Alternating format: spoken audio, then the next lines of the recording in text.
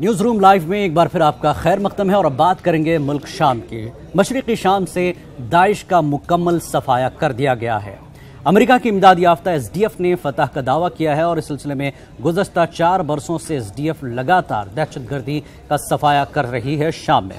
और अमेरिकी सदर डोनाल्ड ट्रंप ने भी कहा है कि दहशतगर्द ग्रुप दाइश को मुकम्मल शिकस्त दे दी गई है। दूसरी तरफ व्हाइट हाउस की तर्जुमान सारा सैंडर्स ने भी अपनी प्रेस ब्रीफिंग के दौरान बताया कि शाम में दाइश की खुद साख्ता खिलाफत का मुकम्मल खात्मा हो चुका है।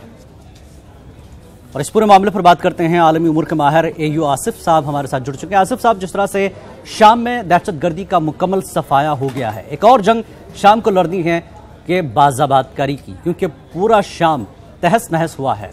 आगे किस तरह की पॉलिसी होगी शाम की और अमेरिका की मुल्क में? देखिए, जो दावा व्हाइट हाउस की तरफ से किया जा रहा है, सबसे पहले तो ये देखना चाहिए कि उस दावे की सदाकत क्या है जी। और ये खबरें यकीनन आ रही हैं, व्हाइट हाउस की तरफ से दावा किया गया है जी। लेकिन साथ साथ इसको कंट्राडिक्ट भी किया गया है कुर्दिश फोर्सेस के जरिए जी। और आपको ये भी कहा जा रहा है कि अब भी जंग बिल्कुल नहीं रुकी है। हाँ। और ये जो है कन्फ्रंटेशन की सूरत हाल बनी हुई है जी। इन हालात में ये एक बड़ा सवाल है कि आपको इस किस्म के दावे पहले भी कमोबेश किए जाते रहे हैं। इस बार का ये दावा कंप्लीट सफाई का कितना सही है कितना सही नहीं है, ये भी अभी आपको मेरे ख्याल में ये कबल वक्त होगा कि हम इसका फाइनल कंक्लूजन निकाल लें और बाज़ आबादकारी की बात करने लगें। नहीं आसिफ साहब, दावा तो किया जा रहा है कि सफाया मुकम्मल हो चुका है, लेकिन फौज तो अभी वहां रुकेगी, कार्रवाइयां चलती रहेगी, ऐसा नहीं? क्योंकि अगर आके कोई इस तरह का मामला फिर होता है तो फिर ये दावे की खले खुल जाएगी। लेकिन साथ साथ ये बात भी तो अपनी जगह है कि कुर्दिश फोर्सेस ने इसको कंट्राडिक्ट किया है जी। कंट्राडिक्शन भी तो आ गया है, साथ कंट्राडिक्शन भी तो आ गया है। तो मतलब कि आप जब हम एनालाइज करेंगे तो हमें तो दोनों तरह की खबरों को देखना पड़ेगा। लेकिन बिलफर्ज ये मान भी लें तो मैं समझता हूँ कि एक जितनी तबाहियां हुई हैं, उन तबाहियों के पेश नजर ये काम बड़ा होगा बात जो तबाहियां हुई हैं, वो तबाहियां इतनी ज्यादा हैं और इतनी भयानक हैं कि आपको उसमें आप बहुत सी चीजें खत्म हो गई हैं।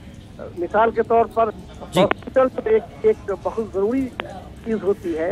हॉस्पिटल भी आपको पूरे इलाके में नहीं पाया जाता है कि जख्मी लोग जो हैं उनका इलाज कहाँ होगा।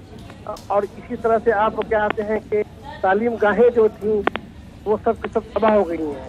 यानी आपका सीधे तौर पर ये इल्जाम है कि जिस तरह से दावा किया जा रहा है उसके लिए अभी इंतजार करना पड़ेगा। क्या अभी भी आपको लगता है कि वहां पर दहशतगर्दी कुछ देर के लिए थमी है, फिर आसार नुमाया हो सकते हैं? बाज़ आबादकारी के सिलसिले में बड़ी तैयारी की जरूरत है जी। भले अभी आपको इसकी जरूरत फौरी तौर पर पड़े या नहीं पड़ेगी, आने वाला वक्त बताएगा।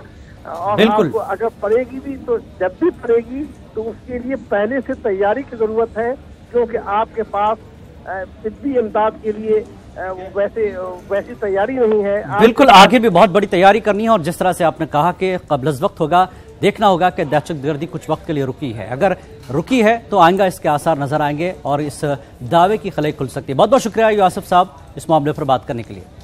तो न्यूज़ रूम लाइव में नाज़रीन फिलहाल इतना ही। आदाब।